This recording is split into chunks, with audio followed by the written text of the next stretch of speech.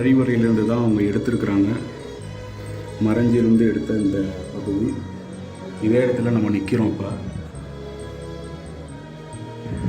இந்த பகுதி பார்த்திங்க அப்படின்னா ஒரு பதற்றமான விசாரணைக்கு வரம்புக்கு உட்பட்ட ஒரு பகுதி தான் இது. இந்த ஜன்னல் வழியாக தான் மறைந்திருந்து பயந்து கொண்டே அந்த இளைஞர் பதிவு செய்திருந்த காட்சி. இங்கிருந்து செல்போன் எடுத்து பதற வைக்கும் படி இந்த இடத்துல தாக்குதல் சம்பவம் நிகழ்ந்திருக்கிறது. அதை துணிகரமாக நீதிமன்றத்திலும் அந்த இளைஞர் சாட்சியாக சொன்னதுதான் அந்த இளைஞரை தாக்கக்கூடிய நிகழ்வு இந்த கோசாலையில் தான் நிகழ்ந்தது.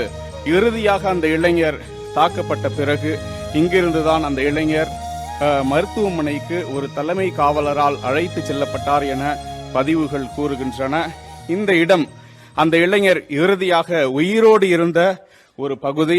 அது குறித்த காட்சியும் வெளியாகி இருந்தது. மனதை வேதனை அடைய செய்திருந்தது.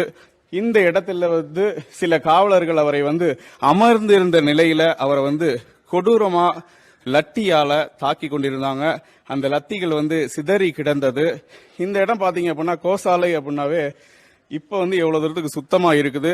ஆனா இந்த இடத்துல ரத்த துளிகளோ சிறுநீர் உள்ளிட்ட எந்த ஒரு கசிவுகளும் இல்லை என்று நீதிமன்றத்தில் அறிக்கை தாக்கல் செஞ்சிருந்திருக்காங்க காவல்துறையினர் தரப்புல. அந்த இளைஞர் தப்பி ஓட முயன்றதாகவும் அவர் கீழே விழுந்து வலிப்பு ஏற்பட்டு அவர் இறந்து விட்டார் எனதான் காவல்துறையினர், திருபுவனம் காவல்துறையினர் எஃப்ஐஆரில் குறிப்பிட்டிருக்கிறார்கள். இந்த வழக்கு 8ஆம் தேதி மதுரை உயர்நீதிமன்ற கிளையில் வருகிறது. சிபிசிஐடியிடம் ஒப்படைக்கப்பட்டிருக்கிறது.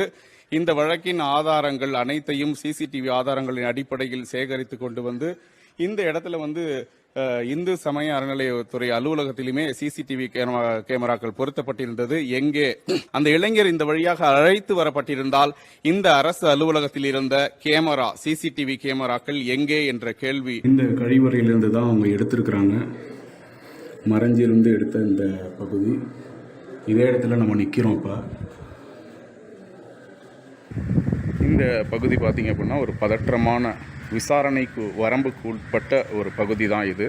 இந்த ஜன்னல் வழியாக தான் மறைந்திருந்து பயந்து கொண்டே அந்த இளைஞர் பதிவு செய்திருந்த காட்சி. இங்கிருந்து செல்போன் எடுத்து பதற வைக்கும் படி இந்த இடத்துல தாக்குதல் சம்பவம் நிகழ்ந்திருக்கிறது. அதை துணிகரமாக நீதிமன்றத்திலும் அந்த இளைஞர் சாட்சியாக சொன்னதுதான் அந்த இளைஞரை தாக்கக்கூடிய நிகழ்வு இந்த கோசாலையில் தான் நிகழ்ந்தது.